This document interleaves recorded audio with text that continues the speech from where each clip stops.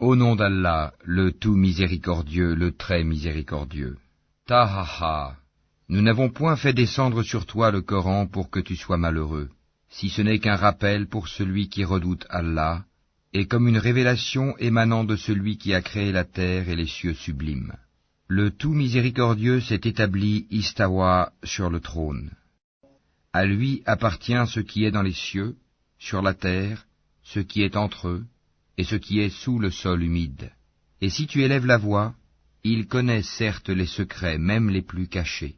Allah, point de divinité que lui, il possède les noms les plus beaux. Le récit de Moïse t'est-il parvenu? Lorsqu'il vit du feu, il dit à sa famille, « Restez ici, je vois du feu de loin, peut-être vous en apporterai-je un tison, ou trouverai-je auprès du feu de quoi me guider. » Puis lorsqu'il y arriva, il fut interpellé. « Moïse, je suis ton Seigneur, enlève tes sandales, car tu es dans la vallée sacrée, Touwa. Moi je t'ai choisi, écoute donc ce qui va être révélé. Certes, c'est moi Allah, point de divinité que moi, adore-moi donc et accomplis la salate pour te souvenir de moi. L'heure va certes arriver, je la cache à peine pour que chaque âme soit rétribuée selon ses efforts. Que celui qui n'y croit pas et qui suit sa propre passion ne t'en détourne pas, sinon tu périras. Et qu'est-ce qu'il y a dans ta main droite, ô Moïse? Il dit, c'est mon bâton sur lequel je m'appuie qui me sert à effeuiller les arbres pour mes moutons, et j'en fais d'autres usages. Allah lui dit, jette-le, ô Moïse. Il le jeta, et le voici un serpent qui rampait. Allah dit, saisis-le et ne crains rien, nous le ramènerons à son premier état. Et serre ta main sous ton aisselle, elle en sortira blanche, sans aucun mal, et ce sera là un autre prodige, afin que nous te fassions voir de nos prodiges les plus importants. Rends-toi auprès de Pharaon, car il a outrepassé toute limite. Moïse dit, Seigneur, ouvre ma poitrine, et facilite ma mission, et dénoue un nœud en ma langue, afin qu'il comprenne mes paroles, et assigne-moi un assistant de ma famille, Aaron mon frère, accrois par lui ma force, et associe-le à ma mission, afin que nous te glorifions beaucoup, et que nous t'invoquions beaucoup. Et toi, certes, tu es très clairvoyant sur nous. Allah dit, ta demande est exaucée, ô Moïse. Et nous t'avons déjà favorisé une première fois, lorsque nous révélâmes à ta mère ce qui fut révélé. Mets-le dans le coffret, puis jette celui-ci dans les flots, pour qu'ensuite le fleuve le lance sur la rive. Et j'ai répandu sur toi une affection de ma part, afin que tu sois élevé sous mon œil. Et voilà que ta sœur te suivait en marchant et disait, puis-je vous indiquer quelqu'un qui se chargera de lui? Ainsi nous te rapportâmes à ta mère, afin que son œil se réjouisse et qu'elle ne s'afflige plus. Tu tuas ensuite un individu, nous te sauvâmes des craintes qui t'oppressaient, et nous t'imposâmes plusieurs épreuves. Puis tu demeuras des années durant chez les habitants de Madian. Ensuite tu es venu, ô Moïse, conformément à un décret. Et je t'ai assigné à moi-même. Pars, toi et ton frère, avec mes prodiges, et ne négligez pas de m'invoquer. Allez vers Pharaon, il s'est vraiment rebellé. Puis parlez-lui gentiment, peut-être se rappellera-t-il, ou me craindra-t-il. Ils dirent, ô notre Seigneur, nous craignons qu'il ne nous maltraite indûment ou qu'il dépasse les limites. Il dit, ne craignez rien, je suis avec vous, j'entends et je vois. Allez donc chez lui, puis dites-lui, nous sommes tous deux les messagers de ton Seigneur, envoie donc les enfants d'Israël en notre compagnie et ne les châtie plus. Nous sommes venus à toi avec une preuve de la part de ton Seigneur, et que la paix soit sur quiconque suit le droit chemin. Il nous a été révélé que le châtiment est pour celui qui refuse d'avoir foi et qui tourne le dos. Alors Pharaon dit, qui donc est votre Seigneur, ô Moïse? Notre Seigneur, dit Moïse, est celui qui a donné à chaque chose sa propre nature, puis l'a dirigée. Qu'en est-il donc des générations anciennes, dit Pharaon? Moïse dit, la connaissance de leur sort est auprès de mon Seigneur dans un livre. Mon Seigneur ne commet ni erreur ni oubli. C'est lui qui vous a assigné la terre comme berceau, et vous y a tracé des chemins, et qui du ciel a fait descendre de l'eau avec laquelle nous faisons germer des couples de plantes de toutes sortes. Mangez et faites paître votre bétail. Voilà bien là des signes pour les doués d'intelligence.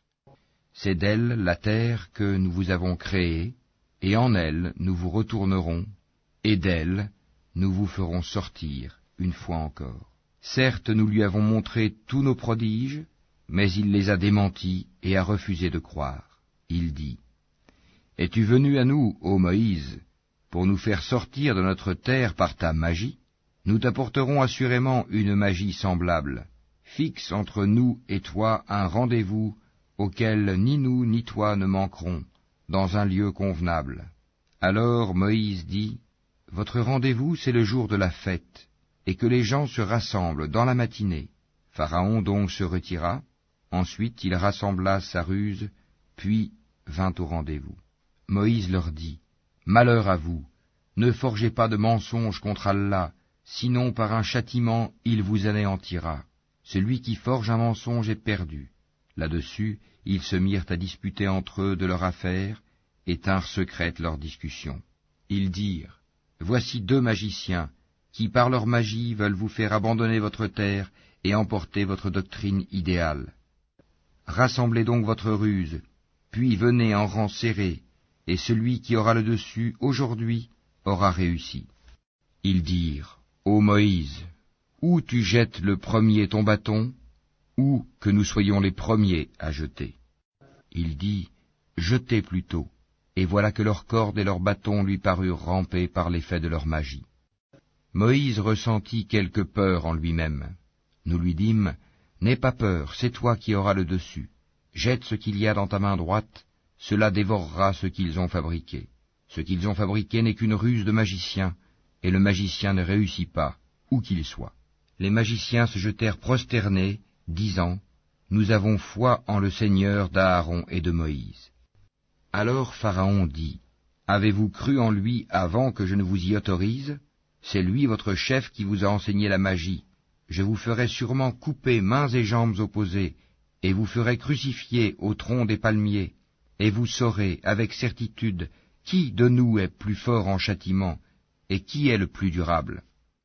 Par celui qui nous a créés, dirent-ils, nous ne te préférerons jamais à ce qui nous est parvenu comme preuve évidente.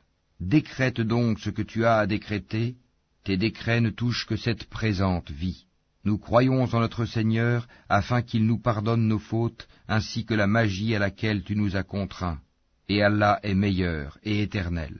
Quiconque vient en criminel à son Seigneur aura certes l'enfer où il ne meurt ni ne vit. Et quiconque vient auprès de lui en croyant, après avoir fait de bonnes œuvres, voilà donc ceux qui auront les plus hauts rangs. Les jardins du séjour éternel, sous lesquels coulent les ruisseaux, où ils demeureront éternellement, et voilà la récompense de ceux qui se purifient de la mécréance et des péchés. Nous révélâmes à Moïse, pars la nuit à la tête de mes serviteurs, puis trace-leur un passage à sec dans la mer, sans craindre une poursuite et sans éprouver aucune peur. Pharaon les poursuit avec ses armées, la mer les submergea bel et bien. Pharaon égara ainsi son peuple, et ne le mit pas sur le droit chemin. Ô enfants d'Israël, nous vous avons déjà délivrés de votre ennemi, et nous vous avons donné rendez-vous sur le flanc droit du mont, et nous avons fait descendre sur vous la manne et l'écaille. Mangez des bonnes choses que nous vous avons attribuées, et ne vous montrez pas ingrats, sinon ma colère s'abattra sur vous, et celui sur qui ma colère s'abat va sûrement vers l'abîme. Et je suis grand pardonneur à celui qui se repent, croit, fait bonne œuvre, puis se met sur le bon chemin. Pourquoi, Moïse, t'es-tu hâté de quitter ton peuple? Ils sont là sur mes traces, dit Moïse, et je me suis hâté vers toi, Seigneur, afin que tu sois satisfait. Allah dit, nous avons mis ton peuple à l'épreuve après ton départ, et le Samiri les a égarés. Moïse retourna donc vers son peuple, courroucé et chagriné. Il dit, ô mon peuple, votre Seigneur ne vous a-t-il pas déjà fait une belle promesse? L'alliance a-t-elle donc été trop longue pour vous? Ou avez-vous désiré que la colère de votre Seigneur s'abatte sur vous pour avoir trahi votre engagement envers moi?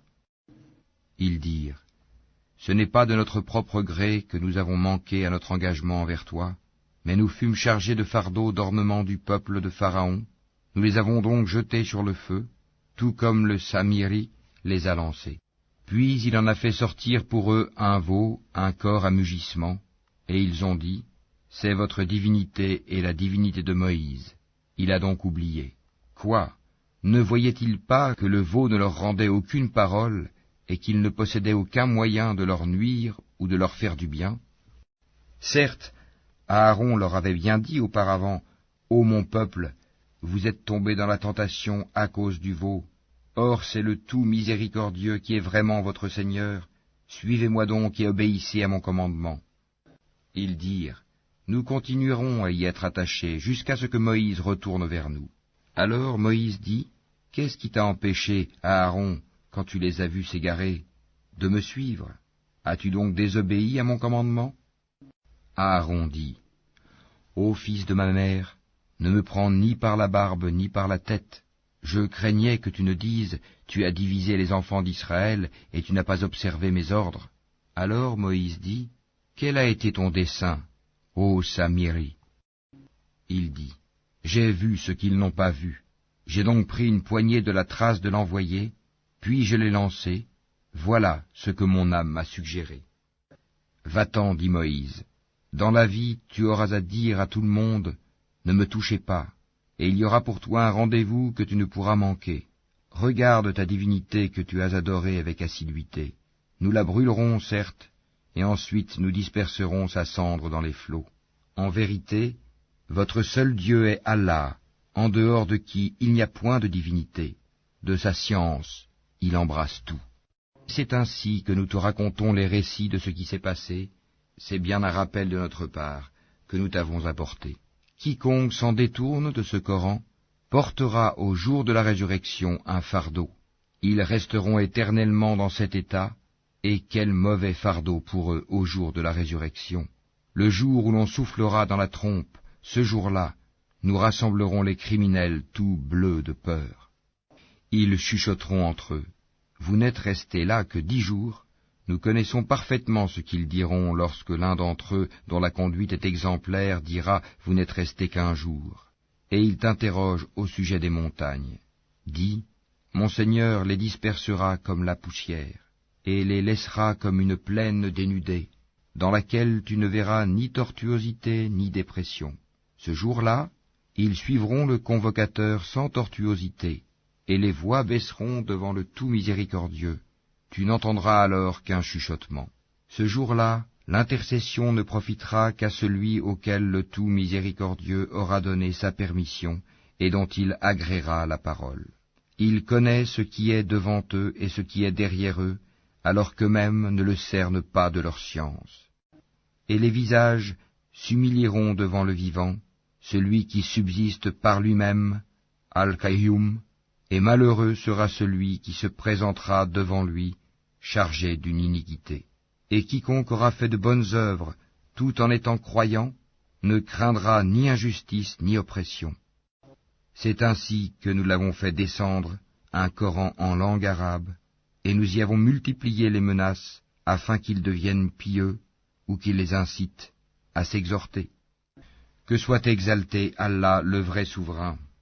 Ne te hâte pas de réciter le Coran avant que ne te soit achevée sa révélation, et dis, ô mon Seigneur, accrois mes connaissances. En effet, nous avons auparavant fait une recommandation à Adam, mais il oublia, et nous n'avons pas trouvé chez lui de résolution ferme.